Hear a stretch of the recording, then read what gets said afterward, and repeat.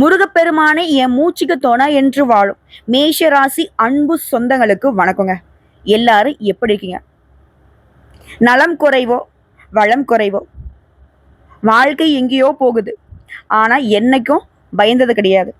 நம்ம ராசிக்கு சின்ன வேணா ஆடா இருக்கலாம், ஆனா மற்றவங்களுடைய ஆட்டத்துக்கு அடிபணிய மாட்டோம். அதே போல மற்றவங்களை ஆட விட்டு வேடிக்கையும் பார்க்க மாட்டோம். நியாயமா இருக்கியா துணை வருவேன், அநியாயமா இருக்கியா அழிச்சு போடுவேன். என்னங்க மேஷராசிக்காரங்க ரொம்ப வம்பான ஆளுங்க போலையே, சண்டைக்கே நிற்பாங்க போலையே அப்படின்னு சொன்னா ஆமா நிற்போம். அநியாயத்துக்கு எதிராக சண்டை போடுவோம். போர் குணம் கொண்டவங்க தான். போராடியும் நல்லதை மட்டுமே நிலைநாட்டணும்னு பாடு வைப்போம். எனக்கு பிரச்சனையா பரவாயில்ல, நான் சமாளிச்சுக்கிறேன். ஆனா என்னை சுத்தி இருக்கவங்களுக்கு பிரச்சனையா, இல்ல பொதுப்படியா யாருக்காவது என்ன பிரச்சனை நடக்குதா தட்டி கேட்பேன். ஏன்னா முருகனுடைய அனுகிரகம் படித்தவங்க இவங்க சும்மா இருக்கவே மாட்டாங்க.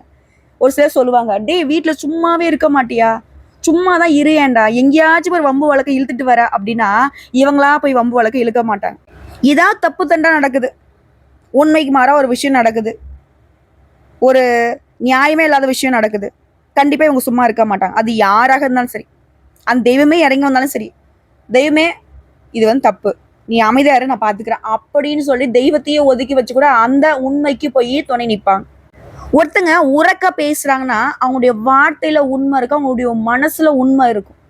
இதனாலதான் மேஷம் வந்துட்டு நல்ல உறக்க பேசுவாங்க. புரியுதுங்களா? இவங்க பேச்சுக்கள்லாம் அனல் பறக்கும்.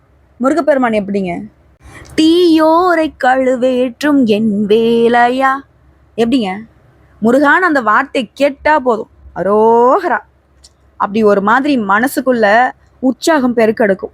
நான் இருக்கேன்பா உனக்கு அப்படிங்கிற மாதிரி அந்த கந்த கடவுள் அந்த கருணை மூர்த்தியோடைய ஒட்டுமொத்த அந்த தைரியமும் நமக்கு வந்துடும். முருகப்பெருமானை பத்தி யார் நினைக்கிறாங்களோ இல்லையோ, மேஷம் கட்டாயம் நினைச்சே ஆகணும். செவ்வாய் பகவானை அதிபதியாக கொண்டவங்க நீங்க. அவருடைய அதிர்ஷ்ட தெய்வம் முருகப்பெருமான். ஸோ உங்களுக்கான இஷ்ட தெய்வம் அதிர்ஷ்ட தெய்வம் குலதெய்வமாக கூட நீங்க வந்து முருகப்பெருமான வழிபாடு செய்யறது மட்டுமே உங்களுடைய வாழ்க்கை சிறப்பாக மாற்ற ஒரே வழி. அதாவது சுக்குக்கு மிஞ்சின மருந்தும் இல்லை, சுப்பிரமணியனுக்கு மிஞ்சின தெய்வமும் இல்லை. இந்த மேஷ ராசிகளை பார்த்து யாராவது உனக்குலாம் என்ன தெரியும்னு பேசினான்னு வச்சுக்கோங்களேன், அவங்கள மாதிரி ஒரு விவரம் தெரியாத ஆட்களை பார்க்கவே முடியாது. காரணம் கேட்குறீங்களா? மேஷ ராசிகளோட விஷயத்த பேசினானா அதுல வந்துட்டு ஆதி முதல் அந்த வரைக்கும் தெரிஞ்சுக்கிட்டு தான் பேசுவாங்க. அதே போல எல்லாத்தையும் தெரிஞ்சுக்கிட்டு தெரியாத அமைதி காக்குறதும் இவங்கள தான் இருப்பாங்க. ஏன்? முருகப்பெருமானுடைய அருள் படைத்தவங்க.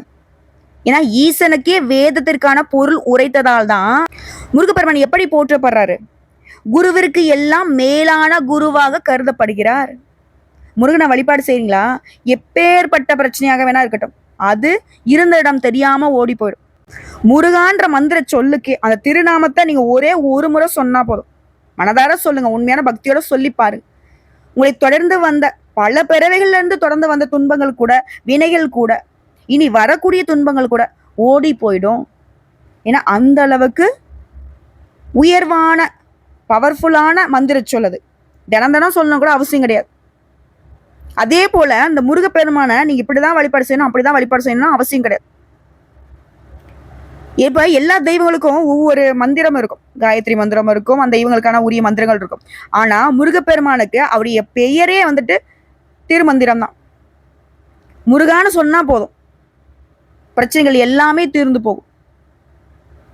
அட என்னமா நீ வளன்னு பேசிட்டு இருக்க, என்ன இப்ப முருகப்பெருமான வழிபாடு செய்யணுமா, எதுக்கு நீ தேவையில்லாத கிளாஸ் எடுத்துட்டு இருக்க, எல்லாம் எங்களுக்கு தெரியும்னு சொன்னா சந்தோஷங்க. தெரியாதவங்களுக்காக தான் இதை நான் பேசிட்டு இருக்கேன், மன்னிச்சுக்கோங்க. சரி, இப்போ வந்து தலைப்பை பார்த்து தலைப்பிற்கான பதிவை பார்க்கலாம். இப்போ நான் ஆரம்பத்திலே ஒரு விஷயம் சொன்னேன், மேஷ ராசிக்காரங்க போராடுறீங்க, வாழ்க்கையோட கஷ்டங்கள்ல இருந்து கவலைகள்ல இருந்து மீண்டுடுவோமா, முன்னேறிடுவோமா, இப்படி. ஸோ தனி ஒருவனாக நின்று வாழ்க்கையே போராடி கொண்டிருக்கக்கூடிய மேஷத்திற்கு 3 கிரகங்களுடைய பலம் கூடுவதனால மே மாதம் 31 பிறகு உங்களுக்கு பெருசா இருக்கக்கூடிய அந்த 8 பிரச்சனைகள் முடிவுக்கு வருது. 100% உண்மைங்க. இது வந்து கடவுள் எழுதிய தலைவிதி. ஸோ இதை பத்தி நம்ம தெளிவா பார்க்கறதுக்கு முன்னாடி மேஷ ராசிக்கு நான் பலன் சொல்றேன் அப்படின்னா, உங்களுடைய அதிர்ஷ்ட தெய்வமான முருகப்பெருமானை வழிபாடு செய்யாம இந்த பதிவை நான் தொடங்கவும் முடியாது, முடிக்கவும் முடியாது. ஸோ அந்த வகையில் ஓம் சரவண பவ. செவ்வான் ஆணைய திருமேனி சேயே நாயன் துயத்தீரா எவ்வானவரும் ஏத்துகின்ற இறைவா இளம் பூரண போற்றி தெய்வாதன இல்லாத பரயோகியர் சிவதேசிக போற்றி செவ்வாய்க்கிழமை வந்தருள்வாய் செல்வ பழனி குக போற்றி. என்னம்மா ஏதோ சொல்ற, அது என்னன்னு எனக்கு புரியலையே. செவ்வாய்க்கிழமைகள்ல இந்த மந்திரத்தை சொல்லி முருகப்பெருமான வழிபாடு செஞ்சோன்னா என்னம்மா உனக்கு பிரச்சனை, என்னப்பா உனக்கு பிரச்சனை? எல்லாமே வந்த வழி தெரியாம இருந்த இடம் தெரியாம மறைஞ்சு போகும். வந்த துன்பம் விலகும், வரக்கூடிய துன்பம் அப்படியே விலகும். இதெல்லாம் எனக்கு சொல்ல தெரியாதம்மா, சிம்பிளா சொல்லு. ஓ முருகப்பெருமானை போற்றி போற்றி. உடைச்சிங்களா? 54 முறை, 108 முறை, 1008 முறை. உங்களால் இதில் எந்த நம்பர்ஸை வந்துட்டு சொல்ல முடியுமோ சொல்லுங்க. நல்லதொரு மாற்றத்தை அந்த வெற்றிவேல் முருகன் வேலோடையும் மயிலோடையும் வந்து உங்களுக்கு அருளிடுவார். அப்புறம் ஒரு விஷயம், அந்த 54, 108, 1008 சொன்னா போதுமா? 54 முறை, 108 முறை, 1008 முறை ஓம் முருகப்பெருமானே போற்றி போற்றி இந்த மந்திரச்சொல்ல தான் சொல்லணும். புரிஞ்சதுங்களா? இதை அனுதினமும் சொல்ல ஆறுமுகன் துணையோட ஏறுமுகமாக வாழ்க்கை பயணிக்கும். வாழ்த்துக்களுங்க. இப்போ தலைப்பிற்கான பதிவுகளை பார்ப்போம். பொதுவாக மேஷம் அப்படின்னாவே என்னங்க? எண்ணற்ற நற்குணங்கள் கொண்டவங்க, அமைதியானவங்க, ஒழுக்கமானவங்க, மனித நேயம் கொண்டவங்க, இரக்க குணம் படைத்தவங்க, உண்மையின் அடையாளமாக திகழக்கூடியவங்க, தர்மத்துல தலை சிறந்தவர்களாக இருக்கக்கூடியவங்க. இவங்க மற்றவங்களுக்கு ஒரு உதாரணமா வாழ்ந்து காட்டணுங்கிறதுனால வாழ்க்கையில ஒவ்வொரு அடியுமே ரொம்ப கவனமா எடுத்து வைப்பாங்க. அதே போல வாழ்க்கையை பத்தின ஒரு தனி சித்தாந்தத்தை வகுத்து அதன்படி வாழக்கூடியவங்க இந்த மேஷ ராசிக்காரங்க. எப்பேற்பட்ட உயர்வான குணநலங்கள் பார்த்தீங்களா? இப்படிப்பட்ட மேஷம் ஏன் கஷ்டப்படுது, ஏன் தத்தளிக்குது, தவிக்குது? யாரு ஏன் துணை இல்லாம போறாங்க, ஏன் தனியா நிக்கிறாங்க இவங்க? அதான் சொல்லிட்டேனே, நல்லவங்க வல்லவங்க இந்த கலியுகத்துல எங்க தனியா தான் நிக்கணும். பொய், சூது, வாது, பித்தலாட்டம், ஏமாத்துறது, இவங்கெல்லாம் தான் ஒத்துமையா இருக்காங்க. இந்த சிவாஜி படத்துல ரஜினி சார் சொல்லுவார் இல்லைங்களா, பண்டிகை தான் கூட்டமா வரும், சிங்கம் சிங்கிளா தான் வரும். அப்படிதான் மேஷம் வந்துட்டு ஆடுதான் சின்னம், ஆனா நான் முன்னாடி சொன்னதுதான், சிங்கத்தை விட மேலான ஆளுமை திறன் படித்தவங்க தனியா நிப்பாங்க, சாதிச்சும் காட்டுவாங்க. வெற்றியும் இவங்களோட தான், வெற்றி வேலனும் இவங்களோட தான் இல்லையா? சரிங்க, இப்போ அந்த 3 கிரகங்கள் பலம் பெறுதுன்னு நான் சொன்னேன். அது எந்த கிரகம் பார்த்தீங்கன்னாக்கா, ஜோதிட சாஸ்திரப்படி ஒவ்வொரு கிரகம் ஒவ்வொரு ராசியில ஒரு குறிப்பிட்ட கால இடைவெளியில ராசியை மாற்றும். அப்போ சக்தி வாய்ந்த யோகங்கள் உருவாகும். அப்படி உருவாகக்கூடிய நேரத்துல எல்லா ராசிகளுடைய வாழ்க்கையிலுமே ஒரு வித தாக்கம் இருக்கும், நல்லதும் இருக்கும், பாதிப்பும் இருக்கும்.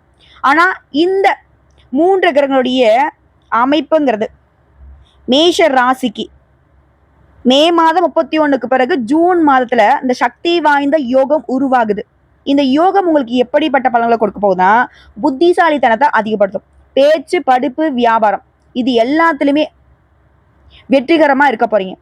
ஏன்னா இது எல்லாத்துக்கும் அதிபதியா இருக்கக்கூடிய புதன் பகவான், நவகிரகங்களுடைய தலைவன்னு சொல்லக்கூடிய சூரிய பகவான் மற்றும் தேவர்களின் குருவான குரு பகவான், இவங்க 3 பேருடைய சேர்க்கையும் மிதுன ராசியில உருவாகுவதனால, அதாவது மிதுனம்ங்கிறது யாருங்க? புதன் பகவானுடைய வீடு. குறிப்பா அந்த கிரகனுடைய சக்தி திரிகிரக யோகத்தை உருவாக்குது. இந்த யோகமானது மிதுன ராசியில பார்த்தீங்கன்னாக்கா 50 வருஷத்துக்கு முன்னாடி உருவாச்சு. இப்ப திரும்பவும் 50 ஆண்டுகளுக்கு பின்னாடி மிதுன ராசியில உருவாகி இருக்கு.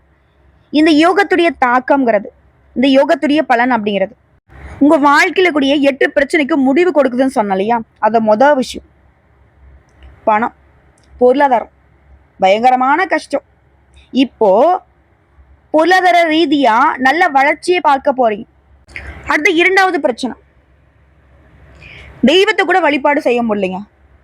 ஒரு மாதிரி மனசே பார்த்தீங்கன்னா குழப்பத்துல, கோயிலுக்கு போகலான்னு நினைப்போம், ஆனா போக முடியாது. தெய்வத்துக்கும் மேஷராசிக்கும் இருக்கக்கூடிய அந்த கனெக்ஷனே அப்படிங்கிறத சுத்தமா அத்து போயிருக்கும். ஆனா இப்போ தெய்வ வழிபாட்டுல நாட்டம் அதிகரிக்கும். நீங்க தள்ளி வைத்திருந்த காரியங்களை எல்லாத்தையுமே இப்ப செய்ய தொடங்குவீங்க. புரியுதுங்களா? உங்களால சாமியும் கும்பிட முடியாம இருந்துச்சு, எந்த ஒரு காரியத்தையுமே தொடங்க முடியாமலும் இருந்துச்சு. ஸோ 2வது பிரச்சனை ஓவர்.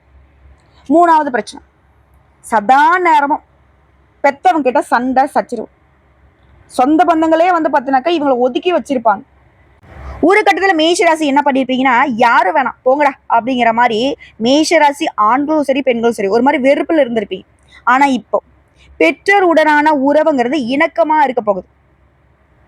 உங்களால தெளிவான எண்ணங்களால குடும்பத்துல உங்களுக்கு மதிப்பு மரியாதை உயர போகுது. இதே பெரிய விஷயம். குடும்பம் நம்மளை மதிச்சிட்டாங்கன்னா போதுங்க, மற்ற எல்லாத்தையும் ஒரு கை பார்த்துடலாம். அடுத்ததா 4வது பெரிய பிரச்சனை ஆரோக்கியம் தாங்க. நெடு நாட்களாக உங்களை வாட்டி வதைத்த உடல் உபாதைகள்ல இருந்து இப்போ முழுசா விடுபட போறீங்க. ஆரோக்கியம் சிறப்பா இருக்க போகுது. அடுத்து 5வது விஷயம், 5வது பிரச்சனை, வெளியூர்ல வெளிநாட்டுல இருந்து நீங்க எதிர்பார்த்த நல்ல செய்தி வராமலே இருந்திருக்கும். நீங்களும் இப்போ வரும் அப்போ வரும்னு எதிர்பார்த்துட்டே இருந்திருப்பீங்க. அது போல வெளிநாடு மற்றும் வெளியூர்கள்ல இருந்து நல்ல செய்திகள் உங்களை வந்து அடையும். அடுத்ததா 6வது பிரச்சனை வருமானம் தான். எதை செஞ்சாலும் சரி நஷ்டம். தொழில நஷ்டம், வேலையில் நஷ்டம், இப்படி நஷ்டத்துல போயிட்டு இருந்த உங்க வாழ்க்கை இனி லாபகரமான முதலீடுகளை செய்து உபரி வருமானம் நிரந்தரமா வருவதற்கு வழி வகுத்து கொள்ள போறீங்க. வருமானத்துக்கு வழி உண்டு. அதாவது தொழில் செய்றீங்களா, நல்ல லாபம் இருக்கும். அதே போல உத்தியோக பணிகள் இருக்கீங்களா, சம்பள உயர்வு கிடைக்கும், பதவி உயர்வு கிடைக்கும். இதை தாண்டி உபரி வருமானத்துக்கான வழியுமே இருக்குங்க. பணம் அப்படிங்கிறது பல வழிகளில் உங்களை வந்து சேரப்போகுது.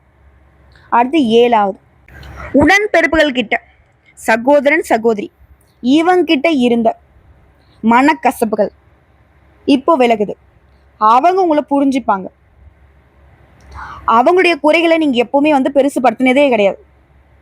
அதே போல அவங்களுமே உங்களுடைய நல்ல மனசை புரிஞ்சுக்கிட்டு அவங்க செஞ்ச தப்பை உணர்ந்து மன்னிப்பு கேட்டு வந்து நிற்பாங்க.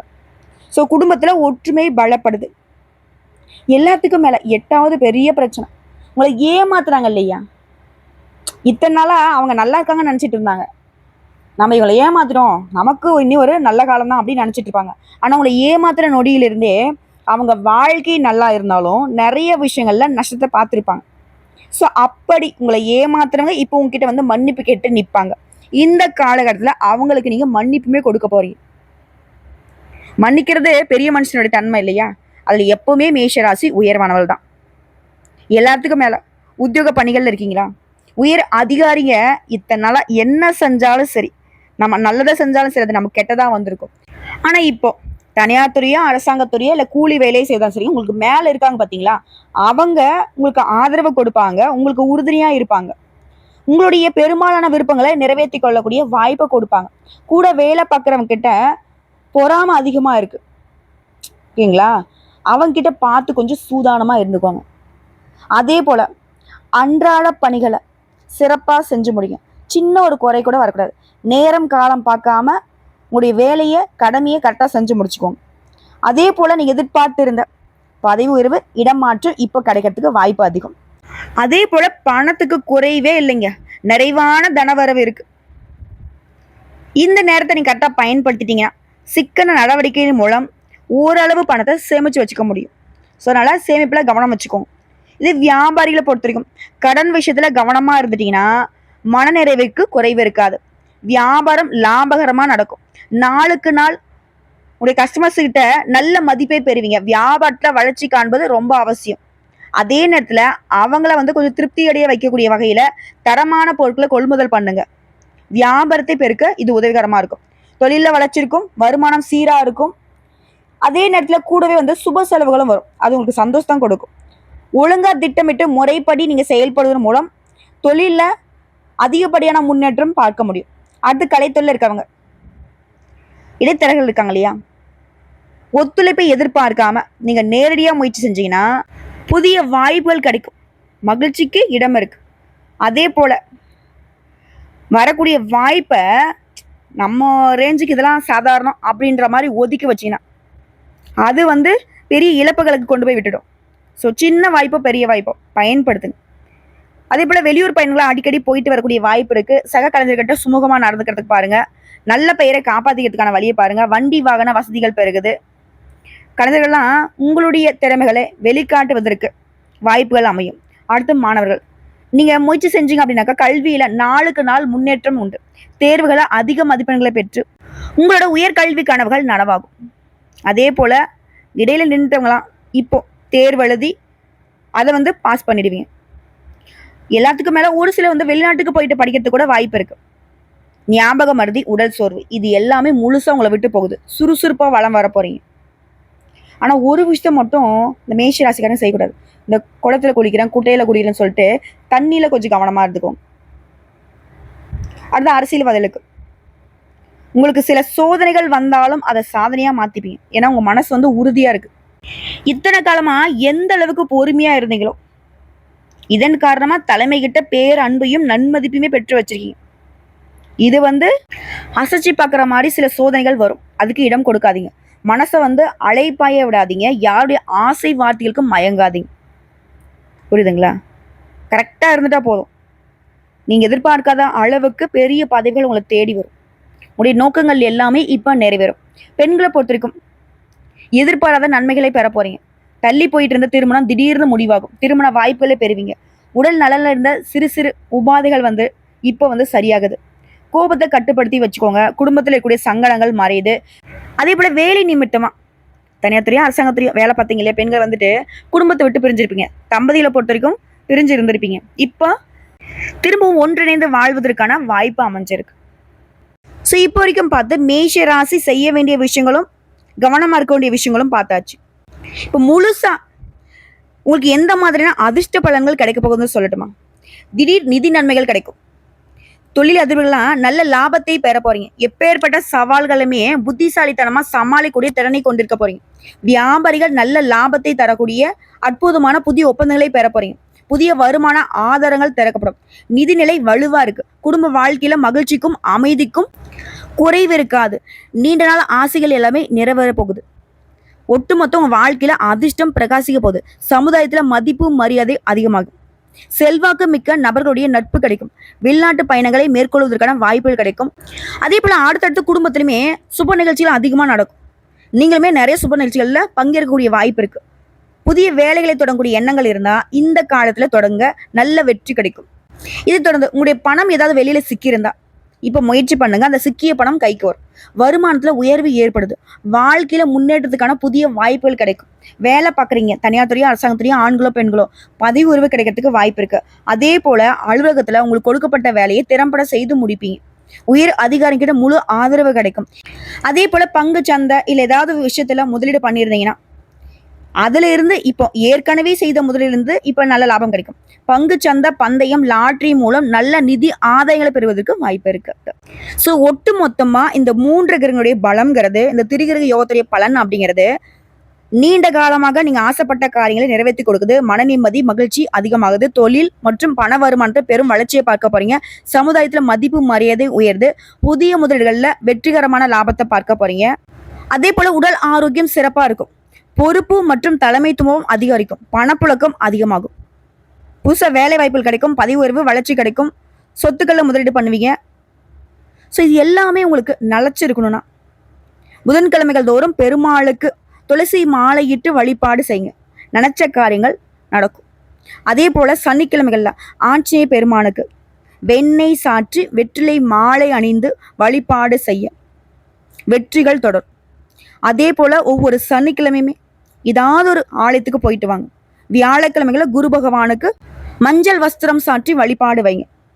பணம் பத்தின கவலைகள் மாறியும். செவ்வாய்க்கிழமைகள்ல அனுமந்த பூஷணை வழிபாடு செய்யறதுமே சிறப்பு தான். ஸோ மேஷ ராசி மனசுல ஃபிக்ஸ் பண்ணிக்கோங்க.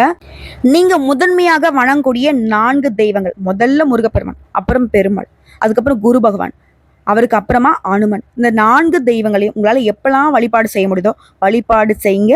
உங்களுடைய வாழ்க்கையில் இருக்கக்கூடிய எப்பேற்பட்ட கஷ்ட காலத்தையுமே இல்லாமல் போக்கிடுவாங்க. வாழ்த்துக்கள்ங்க. உங்களுடைய எண்ணம் போலவே வாழ்க்கை உங்கள் கையில் கிடைக்க போகுது.